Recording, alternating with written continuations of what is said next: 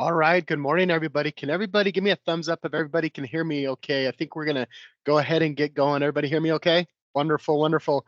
So, good morning. Welcome to our 2022 high school engagement program, our finale session, right? Our final call, our final get together. We're so happy to have everybody back with us to join us. I know most of you, or if not all of you, were on the kind of the kickoff call that we had earlier in the year where we gave you a little bit of overview about Microsoft here in Reno. Some of our Microsoft folks talked to you a little bit about their careers and their journeys. And then we gave you the challenge, right? The Give Back Challenge, why you guys are all here today. I just want to say a big thanks for Microsoft for participating this year. We are overwhelmed with the projects. All of your work was pretty awesome. It's good stuff. We had in total we had about 44 students from across the district that actually participated on teams and submitted projects. We almost had 20 projects that were submitted, but all together we had 44 students from the different schools that participated in the projects. So huge numbers, and that's just a great showing by you guys. Just a quick couple thanks. I want to thank Matt and Josh from Washoe County School District for all their support of this program. I want to thank Erica from Truckee Meadows Tomorrow, who's been our partner the last couple of years and pulling this program together, giving us some of the background and the information and the data that you guys use to put your projects together. So again, I'm David Taylor, the community relations manager for Microsoft here in Reno, along with Patricia Lichter, Lonnie Dale. We're helping put together this program today. Alexis Diaz is also on the call, and a few of our other Microsoft staff members. So I'll jump quickly to our agenda. All right, again, we had 9 schools participate this year. Many of you guys were on the initial kickoff call. It's happy to say that the Reed Raiders will be presenting 4 projects today, and Reno High School will be presenting one of the finalist projects today as well. Quick agenda. Obviously, after kind of go through this agenda here, Patricia's going to join us. We told you guys about the scholarship program. We had some students apply, and we're going to announce those winners today on the call. So we have 2 winners of our scholarship from this year's program. We actually upped the ante a little bit, and we're awarding 2 $1,000 scholarships today from the high school engagement program. So super cool stuff, and congratulations ahead of time to the 2 students who will be announced just shortly. And then after that, we're really going to jump into it. This call is about you guys showing off your work, your awesome presentations. Some of the ideas were super incredible. There's a couple in there that literally, I almost wanted to turn them over to, partners that could probably help you launch some of these ideas. They were that good, and there were things that could actually, happen tomorrow if we connected you with the right partners. So really good stuff, and you guys should be super proud of your work. And then just to let you guys all know, the finalists, all 5 groups that are presenting today, whether you're selected for a Judge's Choice Award, which we'll be giving to the top 2 groups, all of our judges on the call today are going to be selecting 2 groups out of the 5 that will be selected as a Judge's Choice. Everybody else will be receiving a $25 gift card, Amazon gift card, in addition to a Microsoft swag bag that everybody gets that participate in the program. The 2 Judges Choice groups will all receive a $50 gift card each that we'll be sending after the program as well. So with that said, we'll get going with the program here. Patricia is up next to talk a little bit about our scholarship winners. Yes, hello, and congratulations to Caden and Tyler. And I know you're both on the call, so fantastic, guys. You're getting $1,000 each from your Reno Microsoft. I want to stress that this is a local scholarship we do specifically for this program, and we really appreciate it. I think both of you, one if not both of you, are repeat participants in this program. So I really want to encourage all the juniors who are on the call to participate next year. Please apply for this scholarship. We love to give this money out, and we love to see what you guys have to say about how this program has really influenced you and helped give you some ideas about what you want to do with yourself when you grow up. So we're really happy about that. And just for the scholarship winners, David Taylor will be in contact. how it typically works is once you get your enrollment confirmation, I believe around August time or whatever, when you've actually done your classes, then they can disperse the money to you, and David takes care of that. So if you have any questions, you have his email, and when you get your enrollment confirmation, I know we're some months out, please do send that to him so he can get that rolling. But again, huge congratulations to Tyler and Caden, everybody. So well done. Fantastic. Awesome. All righty. Let's Yeah. get into the challenge. Perfect. Yeah, big congratulations to Tyler and Caden for getting that. Again, as Patricia said, those of you that participate next year that will be graduating, please take advantage. I want to see like 50 applicants next year. We continue to up the ante, and I'm going to look for more money to give away more scholarships in the future. So, please participate next year and apply for that scholarship. Free money is good money, right? So, all right, here we go. On to the Give Back Challenge. We introduced the project in our first session. This project really ties to the mission of Microsoft, right? Our mission is to empower every person and every organization on the planet to achieve more, right from our CEO, Satya Nadella. So we tie this project back to that. We brought in an incredible community partner in Truckee Meadows tomorrow to teach you how to use data that's a resource to help solve some community problems. Next slide, please. So obviously the format, we asked you to identify a community problem or issue and your proposed solution to that problem. How would you give back and empower others? And then we've asked you, some of you, I think 95% of you put together a pitch video. We had a few that submitted some PowerPoint decks, but all great work. The videos are all super impressive. Like I said, we almost had 20 different submissions, some groups from individuals to groups with 5 or 6 students. So kind of everything across the board. And then we did have a good mix of projects from across all the different schools that participated. So super great work. Again, we appreciate everybody that submitted a project, and we greatly appreciate it. Everybody on the committee reviewed every single submittal. We sent the videos out to everybody. Everybody watched all of your work and reviewed them. I received scores from all the different judges to make sure we got everybody's opinion on your guys' work. So again, super good job there. All right, Lonnie, let's get into it here. So how this is going to work. We're going to intro the first group.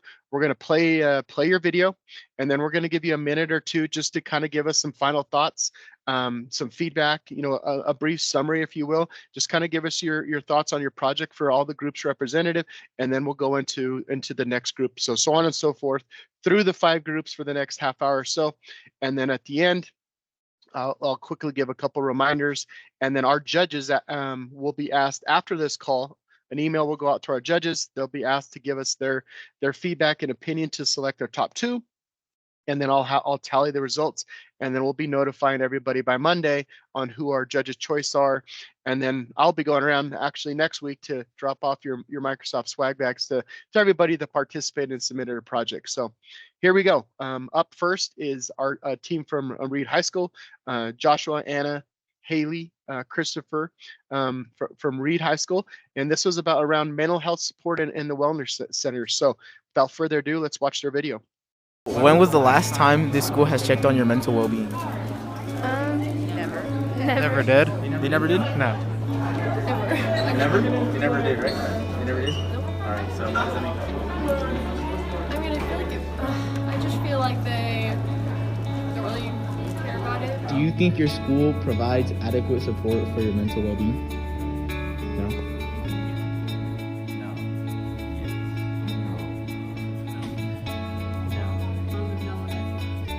Out of the students surveyed at Reed, only 30% thought the school gave adequate support for their mental health.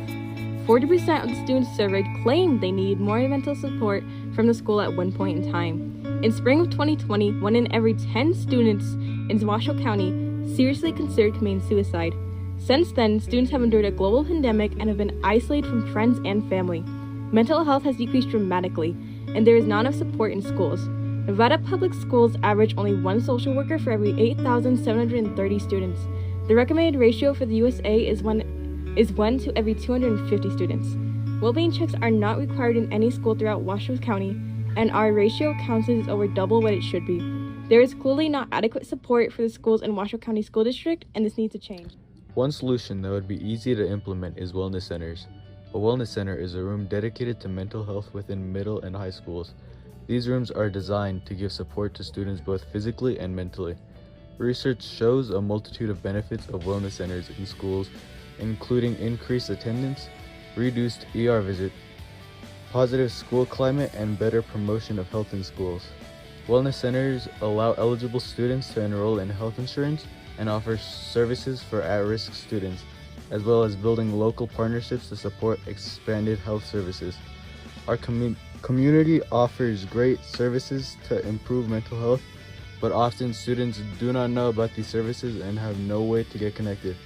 Wellness centers are strategically designed to increase levels of dopamine and endorphins, in turn reducing stress. Certain colors, lighting, atmosphere, natural plants, and other interior design elements are specifically proven to help reduce stress and create a welcoming environment. Contrast to the cold hallways and classrooms of public schools, the welcoming environment provides a safe place for students. The room will be filled with resources for students to unwind and find support. A counselor or social worker would be available to meet with students who need help. Wellness centers would be in a small room around the school, connected to a public space such as a library. A counselor or social worker needs to be on staff, whose only job is supporting and connecting students with the resources that they need. Washoe County School District counselors are overrun with work involving creating school schedules and managing the school's time. Wellness centers are a new solution, and research is still being done on their effectiveness in reducing mental health issues. But they have been implemented in various schools in the state of California and have produced hopeful results when compared to schools without wellness centers. More research on the effectiveness of wellness centers can be found in the attached links. We need to change the stigma around mental health to protect Washoe County students, and we can start with wellness centers. Wellness centers create a welcoming environment which students can get resources needed to combat mental health issues facing them today, such as depression, increased anxiety, and stress. Thank you for your time. All right, thank you, Team One from Reed High School. If you guys now would take a minute or two, come off a mute, give us a little bit of recap, summary, anything that you like to kind of closing thoughts here. So when we first started this project, one of the first things that came to our mind was just mental health, especially with COVID. We've kind of just seen around our school, whether it's in our friend groups or our classmates, that people are struggling, especially with a lack of connection and isolation that's been happening the past few years. So we wanted to research the way that we could try to fix that. And so then that led us to wellness centers. We know that wellness centers are in place around our community, so we figured why not in our schools, because that is where our youth usually spends the most time. Yeah, we had a lot of ideas at first about it, but the main thing we always wanted to tackle at first was mental health, given that when we started, we looked through all the statistics, especially in Nevada with mental wellness, and we were ranked very low compared to other states. So that was instantly our goal. And one of the things that we always thought of is that it needs to be safe and it needs to be a place where people can be connected to each other. And a room where that is just a welcoming environment, contrary to like the school and how its environment can be sometimes, would be probably one of the best solutions that we could have thought of.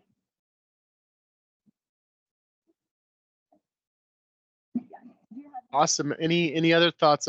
I really loved the interviewing of the students. I thought that was super key and super kind of important to add that testimonial piece to it. So that was really well done. Great job, you guys. Thank you. All right. We will go ahead and now we're gonna move to our next team number 2. We have Sophia, Amaya, Cooper, Shira, Jordan from Reno High School. So the Huskies are in the house, and this is the back to school program. So here we go. Let's watch their video. Hello. This is our proposal for the Microsoft Give Back Challenge. First, let us tell you who we are. We are a group of high schoolers attending Reno High School. Our names are Amaya, Shira, Cooper, Sophia, and Jordan. We are participants in our high school's CTE engineering course. Now, onto our problem. In our community, 9.1% of households do not have a car. There are 15.8% of children who live below the poverty line, and 46% of households who receive SNAP benefits have children.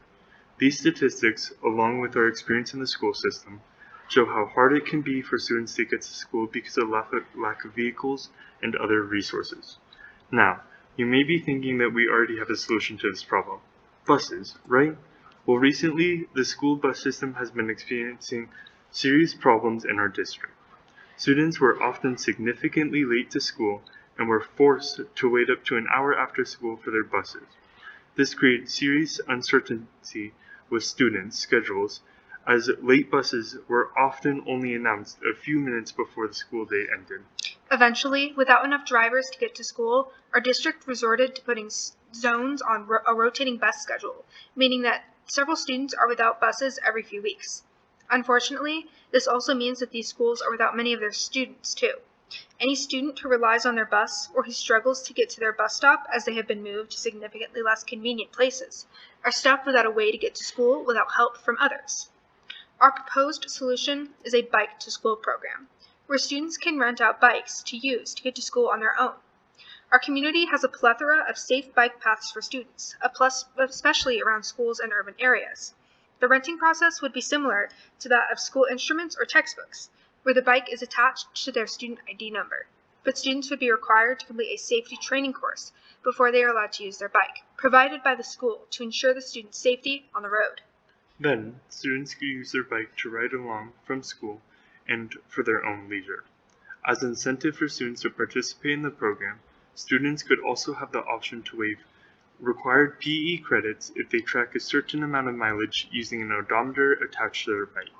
In addition to providing easier access to school and the potential to waive PE credits, this program would also help teach students healthy habits from a young age and encourage them to bike places more often later in life. Nearly a third of adults in our community are obese, and teaching students healthy habits as teens could help lower that statistic.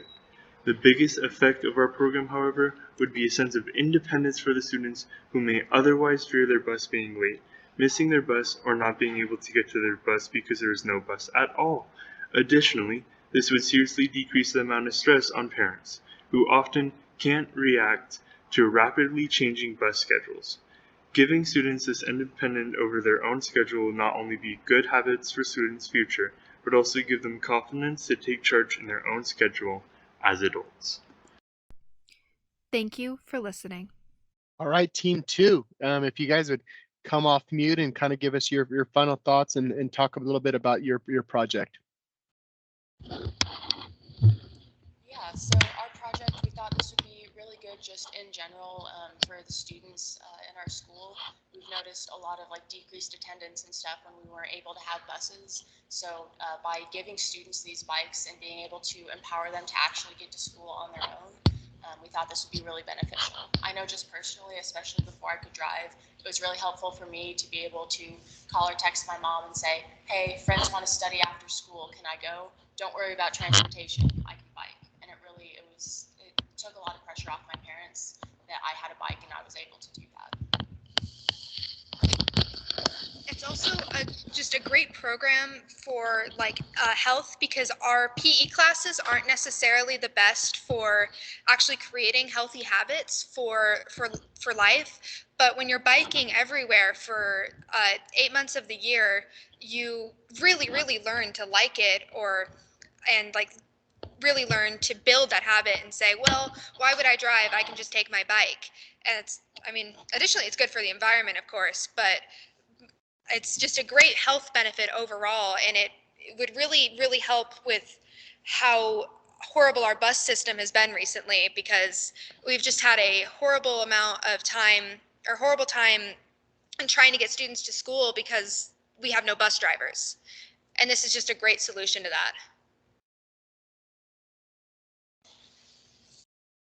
So as a parent of a junior high student who will not have buses next week, I wholeheartedly agree with your project. I feel your pain, and I will feel your pain next week as well when I try to figure out how we get my daughter to junior high next week without any buses. So I hear you. This is a great idea to kind of solve a very obviously an issue right now with our own Washoe County School District. So great idea, great project. So kudos to you guys on coming up with trying to find a solution to something that's obviously an issue that a lot of us are facing right now and dealing with their own school district. So great job there. Appreciate your guys' work.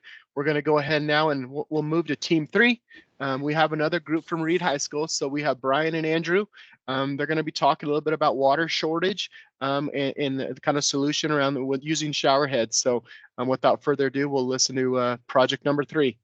Nevada is dry, extremely dry. And while we may not get as much attention as our southern region, northern Nevada has our own problems with water scarcity and overuse. We've also been fostering a moderate economic crisis with a poverty rate of 13% and climbing. We propose a solution of sorts that at the very least will ease our environment and our community. What we are trying to do is supply as many low-income households as possible with low-cost, high-efficiency shower heads to combat the effects of climate change and overuse of water. There are roughly 272,000 people in the Reno-Sparks area. About 13.5% of those people are considered to be below the poverty line, and at 3 people per household, that leaves us with roughly 12,000 households to supply. At $10 per shower head, that puts us out of our price range, so what we're going to do instead is try to supply 1/10 of those homes with shower heads. With tax, shipping, storage, and such, that leaves the goalpost at $12,000 to supply 1,200 homes. Besides water use, these heads lower your water and heat bill along with increasing water pressure. Your average head outputs about 2.5 gallons per minute. Our low flow heads are adjustable, but at the lowest, the output is 1.5 gallons per minute. That's nearly half of an average head. The national average length for showers is 8 minutes. Assuming that a person takes a shower every day with a 2.5 gallon per minute head, that person would use 7,300 gallons in a year. If we do the same with a low flow shower head, that comes out to 4,350 gallons per year. That saves almost 3,000 gallons per year, enough to fill a bathtub 83 times or flush a toilet 1,800 times. 3,000 gallons multiplied by a city's worth of people will greatly affect all facets of life in our region. Excluding acquisition of funds, distribution would be the most time-consuming and labor-intensive part of this project. Worst case scenario, we'd have to organize a group of volunteers to go door to door asking people to sign up, but logistics would be a nightmare. The more preferable alternative would be to contact the Truckee Water Authority and attempt to set up an application-based system similar to NV Energy's Qualified Replacement Program. This would allow people who really need new appliances to get them faster with no overlap of households that either don't want or don't need new shower heads. Overuse of water is one of the main driving factors in climate change, especially in this dry region, and unfortunately it seems to be relatively unknown. In this area, lower water use would mean fuller lakes, cleaner water, and a better defense against fire season. More water would mean a more livable habitat for our animals and allow plant life to recover faster from fires. More water is good for everything and more money is good for everyone. This project will be a net positive for every person and thing in this region and in this world. All right, well done, team number 3. If you kind of give us your final thoughts and closing comments about your project. So when we were looking into this project, we were trying to figure out what a good idea would be, and we looked at water and we realized how much water scarcity Nevada had. So we looked for driving factors, and then once we did that, we found a solution to propose a benefit for us and to help this project.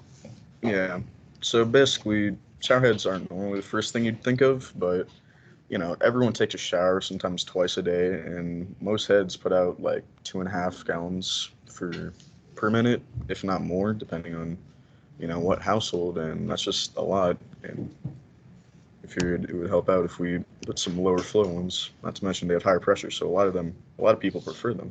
Well done, gentlemen. And the thing I think about when I watch your project is it's a very practical solution that you could actually probably make some phone calls to Truckee Meadows Water Authority, and I could see something like this, with a few modifications. This is something that they could run with, right? This is a great idea, and something where you would partner with a local agency, and this is something that could be implemented. I mean, it's a great idea. So kudos to you guys on the work here, and again, trying to find a solution to a local problem, a local issue, not just here, but water is a huge issue everywhere. So well done there. So we're going to go ahead and move on to our next group, Team 4, with Caden, Charlie, Blake from Reed High School, talking about obviously another local issue is a high housing cost and their solution with 3D printed homes. So without further ado. Hello, my name is Caden Custer. My name is Charlie Parks. And my name is Blake Malizia. We are energy technology students from Edward C. Reed High School. The problem in our community that we are identifying is the extremely high cost of housing. As the cost of housing goes up in a community, people will not be able to afford to live there. This mainly causes a less educated and lower income individuals to move further away from a city. Not only does this create a massive equity gap, but moving further away from main city markets may be stopping people from working in locations with higher wages. This hinders the ability for employers to find workers and ultimately decimates the economy. In January 2022, Washoe County home prices were up 26.7% compared to last year, selling for a median price of $539,000. Our cost of housing in our community has increased significantly. For the average cost of housing in Nevada, the mean is $403,107. The national average is $374,900. This means that the average price of housing in our local area is $135,893 above the state average and $164,100 above the national average. It is insanely expensive to live in this area. A local newspaper, the Reno Gazette-Journal, supports this point by stating that Reno's surging housing costs place it among the most expensive metros to live in the nation.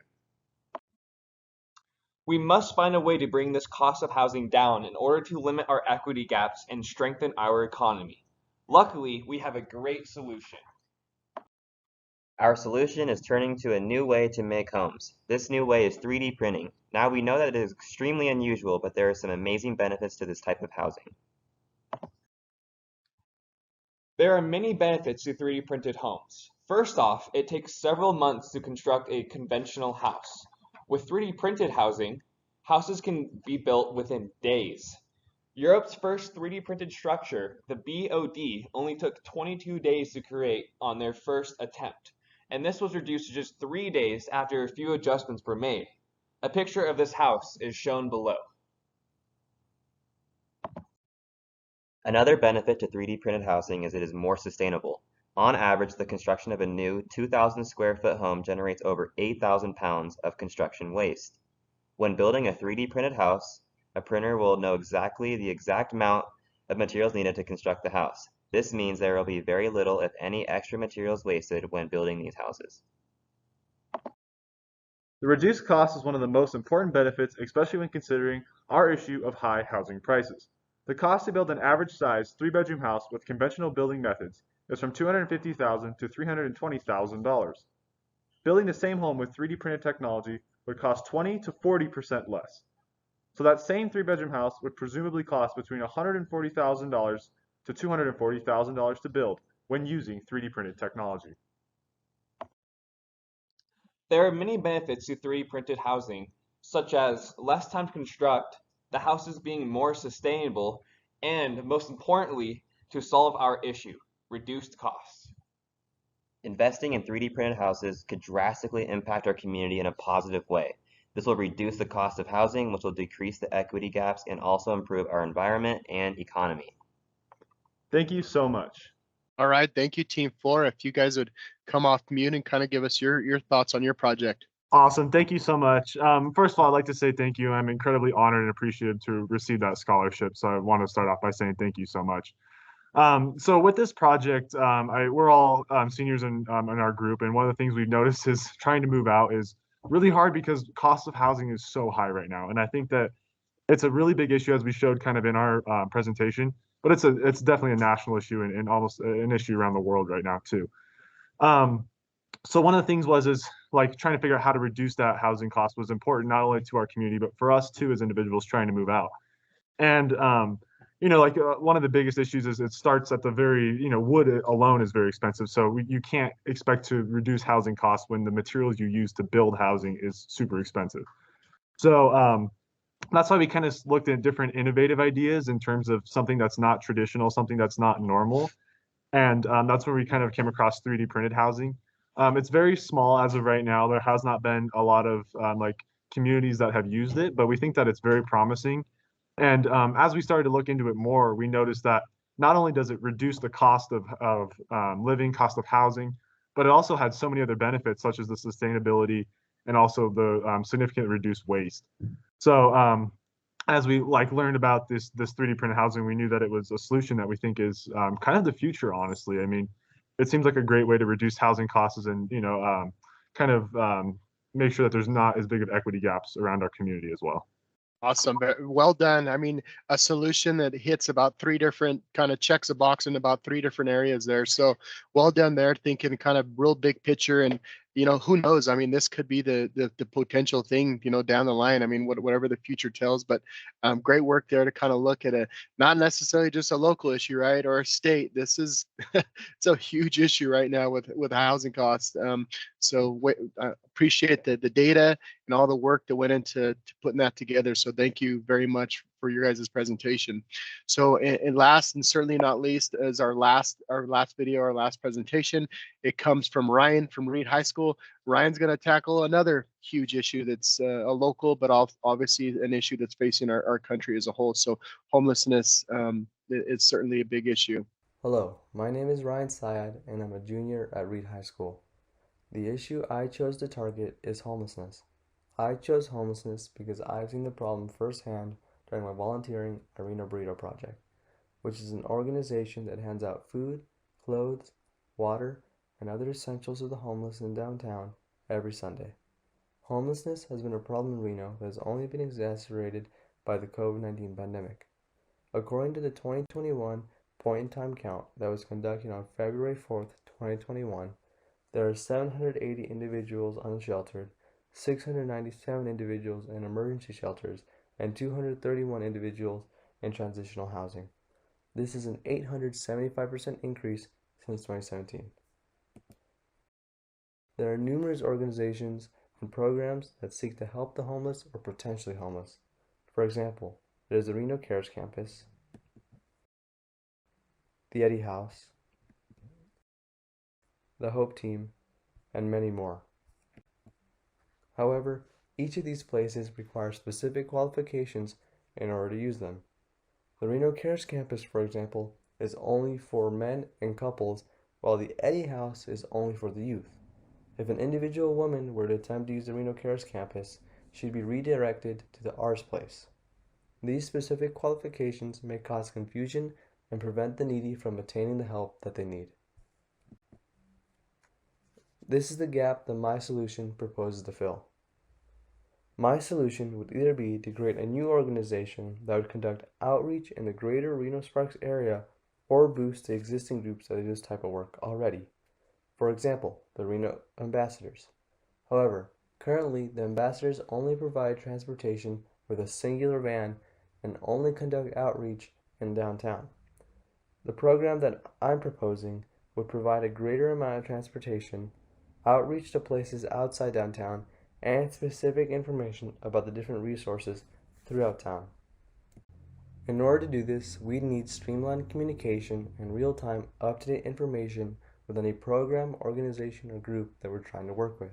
For example, if we were attempting to provide transportation to the Reno Cares Campus, we would need an up-to-date status for how many beds are available before we actually drive anyone over there.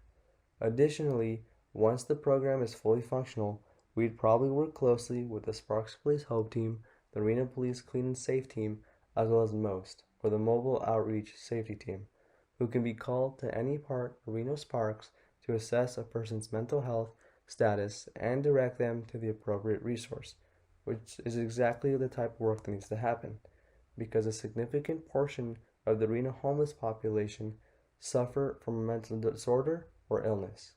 Thank you, Ryan, so much with the presentation 5 there. If you'd like to come off mute and kind of give us your final thoughts there. First of all, I'd like to thank you guys for this opportunity. I'm very grateful for being here. As I mentioned in my PowerPoint, I volunteered at the Reno Breeder Project, and that's how I actually first got the idea for this. Volunteering there really humanized the homelessness for me. And unfortunately, in our society, we place a great value on property and ownership. And shelter not only provides like mental well-being and physical well-being, but it dignifies and unfortunately makes the person that owns that property more human. I remember the first time I volunteered, I was talking to a homeless man. He described the insults and just the like the indignity of being homeless. And really, that's the root of the problem. It's that I may not know the intricacies of bureaucracy, but I do know that we need human connection and human communication. We need to defeat the apathy in our society in order to actually solve these problems. Not only with homelessness, but with teenagers and anyone struggling. Too often we just call these people weak instead of actually talking to them, which is actually what outreach is supposed to be about. Thank you. Well done, Ryan. I mean, powerful stuff there. We've actually, Microsoft here in Reno has actually partnered and donated and given back and done certain programs with some of the organizations that you've mentioned in your videos. So, you know, others like other tech companies in town are kind of doing the same. So, it takes everybody to kind of solve that issue. So, well done, great presentation there. So now to kind of summarize everything and put everything in a nutshell. First of all, again, to all the groups 1 through 5, you guys did amazing work from my counterparts and the folks at Microsoft that reviewed these projects. They were all super impressed with everybody's work. Just great stuff across the board from everybody's projects, not just of course our finalists, but everybody that submitted a project. The judgings and the rankings and all those things, they were all super close. I mean, numbers separated all of you, just 1 or 2 numbers, but just well done and thank you again. There we go. So again, here's how we're going to kind of wrap this year's program up. So everybody that participated and submitted a project, you're going to get a Microsoft swag bag with all sorts of cool stuff in it, some little gadgets and headsets and things like that we're gonna give to you guys next week. In addition to that, everybody that was on the call today, if you are not one of the two top 2 choice awards, you guys will get a $25 gift card that I will email to your teachers, and they'll distribute them down to you guys. If you're one of the 2 groups that are selected as our judge's choice, you guys will receive, each of you will receive a $50 gift card, which will be an e-gift card that will be sent to your teachers as well and sent down to you guys again. So again, the students that are not graduating, and we look forward to getting in front of you again next year, participating in this program. We try to up the ante a little bit every year. This was a tremendous year for us to even, we had the pandemic issues dealing with COVID and going virtual. Next year, we're going to try to look at maybe going back a little bit more to our in-person model when we can actually bring you back to our Microsoft campus like we used to do several years ago. Obviously, before the pandemic, we would bring you to Microsoft, show you what we're all about here, and then have you do the give back challenge as well. So, but more to come there. To all of you seniors that are graduating, best of luck. I would say our future's in pretty good hands based on these projects. You guys are all amazing, and good luck to you on your future endeavors and whatever you go on to study and kind of engage in after high school. Again, thank you to Matt and Mr. Hartzog for your participation from Washoe County. Matt, I don't know if you want to say a few words from the school district. Yeah, I just wanted to thank not only David and the team at Microsoft, but also the students and teachers for participating in this great opportunity. I'm continually amazed by the things that you guys come up with. It's refreshing to know what our future holds with students like you. Like David said, it was a very, very difficult choice to narrow it down to 5 people, and getting 15 getting 15 projects submitted this year was a record number. We had a record number of teachers and students participating in it. So it's just something that we're looking to expand in the future. And I can't thank you enough for participating in this opportunity. You guys did such an outstanding job. I'm so proud of all of you. Thank you, Matt, for your partnership. Erica, Erica from Truckee Meadows Tomorrow, you met Erica in our kickoff session. She's an integral part of this. She opens up her her organization to all of you to share the data that they provide, and is an excellent resource for us. We partner with their organization on an ongoing basis because they do amazing work. So Erica, would you mind saying a few words? Sure, absolutely. Hi, everyone. I just want to thank you all so much for, again, these incredible submittals. It is so refreshing and wonderful to hear your perspectives, your care about our community, your concern about people in our community, about your peers, about your neighbors. That's exactly what Truckee Meadows Tomorrow is all about. We measure quality of life in our community. We help identify areas where we could make some improvement, and we need you, all the youth, to help guide us as to where we should go for a better tomorrow. So thank you so much for taking the time to look at our data, understand more about the community where we all live, and we're so grateful to be a part of this amazing, amazing work. And just thank you for being so incredible. Awesome. Thank you, Erica, for your partnership the last couple of years. That's just really been an added value to this program and kind of opening up our eyes and working with the students as well, and just giving the students another resource, to find that data to help come up with solutions with the Give Back Challenge. So finally, just to recap here, the judges will get an email here shortly from me asking them their top 2 choices.